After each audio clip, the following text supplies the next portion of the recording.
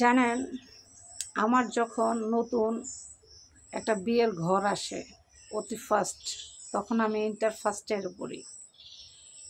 একটা বিয়ের ঘর আসে আমার জন্য।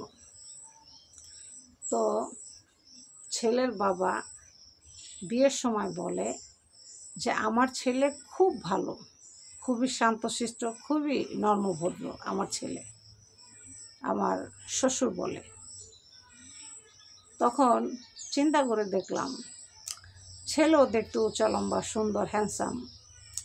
তখন চিন্তা করলাম, তখন আমার মা আমাকে বলল, যেরকম একটা ভালো ঘর আসছে মামনি, তুমি ছেলেকে দেখো, তুমি ছেলেকে দেখো, দেখার পর তোমার যদি পছন্দ না হয় তুমি না করে দিও।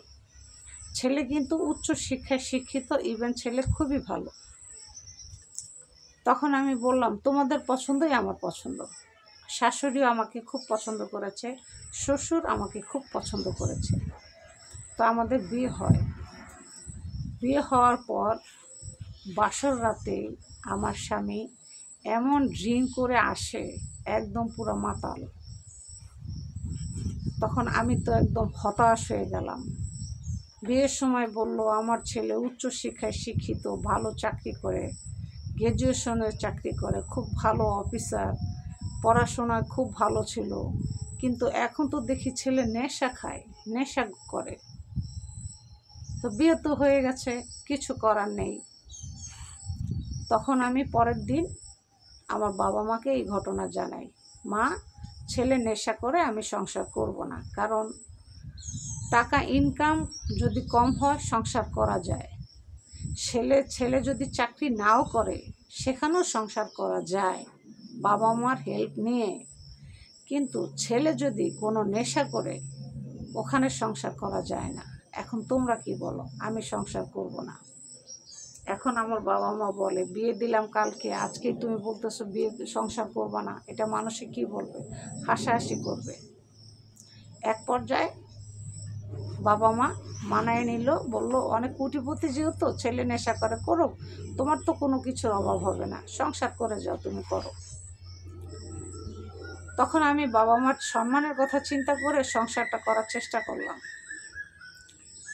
কিন্তু সেই স্বামী প্রতিদিন নেশা করে এসে আমাকে অনেক মারে, প্রচণ্ড মারে, মারতে মারতে জায়গায় জায়গায় জখম করে ফেলে।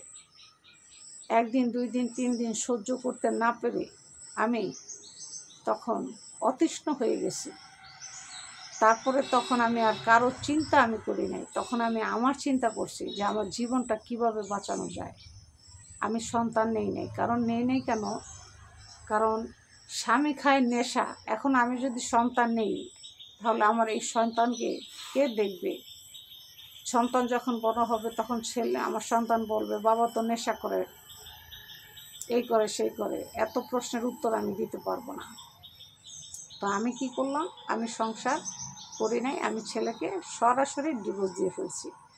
আমি বলছি তোমার সাথে সংসার করা আমার সম্ভব না, তোমার সাথে 1 সেকেন্ডও থাকা আমার সম্ভব না। এখন তোমার যেটা ভালো মনে হয় তুমি করতে পারো।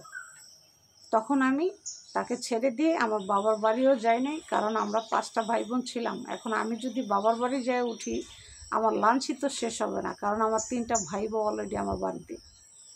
তাই আমি চিন্তা করলাম, আমি যেহেতু উচ্চ শিক্ষায় শিক্ষিত, তাহলে আমি কেন মানুষের দ্বারে দ্বারে থাকবো? আমি নিজে কিছু একটা করব। তখন আমি নিজে একটা চাকরি করি, খুব সুন্দরভাবে জীবনযাপন করি।